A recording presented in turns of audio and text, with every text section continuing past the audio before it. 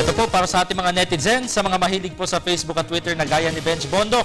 Hindi naman maikakaila na malaki naman talagang parte ng ating buhay ang umiikot ngayon sa social media. Ngunit paalala lamang po ng ilang eksperto maghinay-hinay lamang sa paggamit nito. Maaari kasing magamit ito sa pananakit at panloloko. Kung papaano, alamin natin mula sa report na ito ni Bianca Piedad.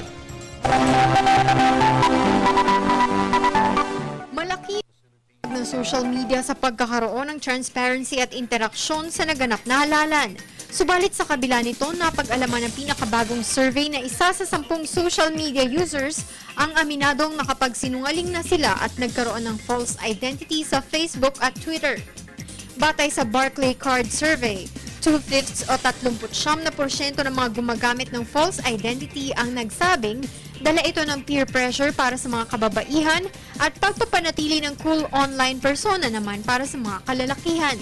Halos 1 sa 3 rin ang umamin na walang gana ang kanilang buhay kung walang pagpapaganda sa kanilang public post at profile. Pinatunayan naman ng 4 sa 10 respondents ang cycle ng inggit sa positibong post at updates ng kani-kanilang mga kaibigan sa social media.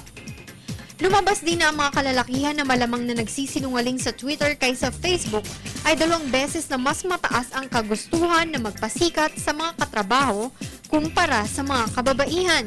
Samantalang ang mga kababaihan naman ay 2 beses na mas malamang gumamit ng photo applications Instagram kumpara sa mga kalalakihan upang gawing mas nakapagbigay puri o flattering ang kanilang mga larawan. Sa kabila ng 12% lang nila ang nagsabing sinasadya nilang gamitin ito.